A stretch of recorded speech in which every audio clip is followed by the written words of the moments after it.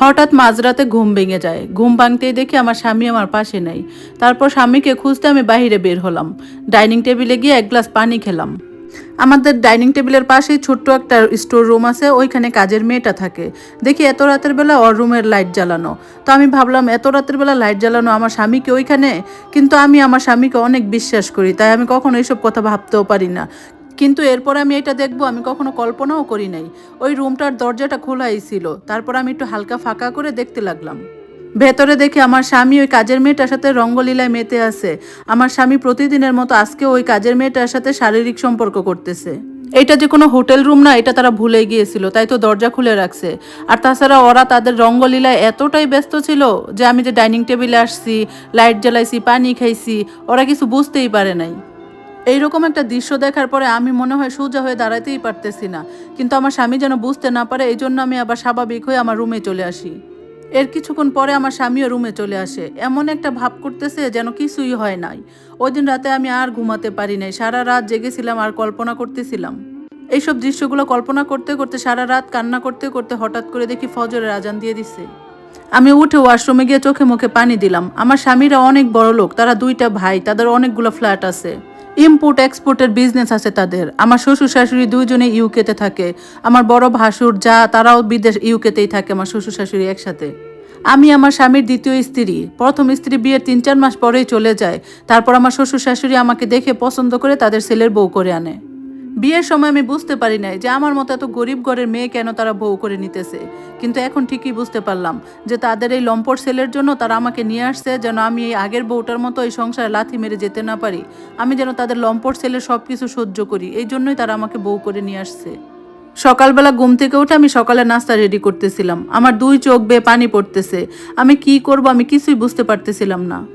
এই পরিস্থিতিতে আমি কি করব কিছুই বুঝতে পারতেছিলাম না। আমার এই জায়গায় অন্য কোনো মেয়ে হলে কি করতো তাও আমি জানি না। হয়তো এই সংসারে লাথি মেরে চলে যেত, কিন্তু আমি কোথায় যাব? আমার তো যাওয়ার কোনো জায়গা নেই। জন্মের পরে পরে মাকে হারিয়েছি, 5 বছর বয়সে বাবাকে হারিয়েছি, তারপর মামার বাড়িতে মানুষ হয়েছি। এখন আমি কোথায় যাব? কারণ মামারা তো আমাকে বিয়ে দিয়ে আপদ বিদায় করছে, তারা তো কখনোই এখন আমাকে আর ফেরত নিবে না। টেবিলে বসে আমার স্বামী নাস্তার জন্য আমাকে ডাক দিল। আমি নাস্তা দিতেই সে চুপচাপ বসে বসে নাস্তা খাচ্ছে আর ফোনে যেন কার সাথে কথা বলতেছে। আমার স্বামীর যে চরিত্র খারাপ, এটা আমি বিয়ের কিছুদিন পরেই বুঝতে পারি। এখনো হয়তো ফোনে কোনো মেয়ের সাথে কথা বলতেছে। এরপর নাস্তা শেষ করে আমার স্বামী বাহিরে চলে গেল। আমার স্বামী প্রায়ই ঢাকার বাইরে যেত ব্যবসার কাজে। গত সপ্তাহে যখন বাইরে গেল তখন একটা আননোন নাম্বার থেকে আমার কাছে ফোন আসলো। আমি ফোনটা রিসিভ করতে আমাকে বলতেছে, আপনি কি মিসেস রাশেদ বলছেন? আমি বললাম হ্যাঁ, কিন্তু আপনি কে? লোকটা বলল, আমি কে এটা জেনে আপনার কোনো লাভ হবে না, তবে আমি যেটা বলার জন্য আপনাকে ফোন দিছি সেটা জানলে আপনার অনেক লাভ হবে। শুনুন, আপনার স্বামী তার সুন্দরী পিএসকে নিয়ে রিসোর্টে গেছে। আজ থেকে 3 দিন তারা ওইখানে থাকবে, মজা মাস্তি করবে। আপনার স্বামীর ক্যারেক্টার সার্টিফিকেট কেমন এটা তো আপনার স্ত্রী হিসেবে জানা দরকার, তাই না? আমি বললাম, আপনি কে? আপনি আমার স্বামী সম্পর্কে এসব বাজে কথা বলবেন না। তখন লোকটা হেসে বলল, আমি রাশেদের খুব কাছের বন্ধু ছিলাম, তবে এখন তার সবচেয়ে বড় শত্রু। তবে কি কারণে শত্রু এটা আপনার না জানলেও হবে। এটা বলে লোকটা বলল কি আমি তার বন্ধু, তাই তার সম্পর্কে সবকিছুই জানি। এটা বলে লোকটা ফোন কেটে দিল। ওই দিন আমি আমার স্বামীকে অনেকবার কল দিছি, কিন্তু সে রিসিভ করে নাই। সে বাসায় আসতে আমি যখন তাকে এসব কথা বলি, সে সব কিছু অস্বীকার করে। আমার সাথে অনেক চেঁচামেচি করে। কিন্তু সেদিন আমি আমার স্বামীর ব্লেজারের পকেটে একটা কক্সবাজারের রিসোর্টের রিসিট খুঁজে পেয়েছিলাম। কিন্তু সব জেনেও আমি চুপচাপ ছিলাম, আমি কোনো প্রতিবাদ করি নাই। বিয়ের প্রথম প্রথম আমার স্বামী আমাকে অনেক আদর করতো, অনেক ভালোবাসতো, বিভিন্ন জায়গায় ঘুরতে বেড়াতে নিয়ে যেত। আসলে নতুন একটা মেয়ের শরীর ছোঁয়ার আবেগ ছিল তখন। নেশাটা কেটে যেতে এখন আর কোনো ভালোবাসা নেই তার। এখন নতুন মেয়ের শরীর ছোঁয়ার অপেক্ষা তার। 2 বছরের সংসার আমার। এর মধ্যে আমি প্রেগনেন্ট হয়ে যাই, একটা মেয়ে বাচ্চারও জন্ম দেই। কিন্তু গতকালকের ঘটনাটা তো আমি কোনোভাবে ভুলতে পারতেছি না।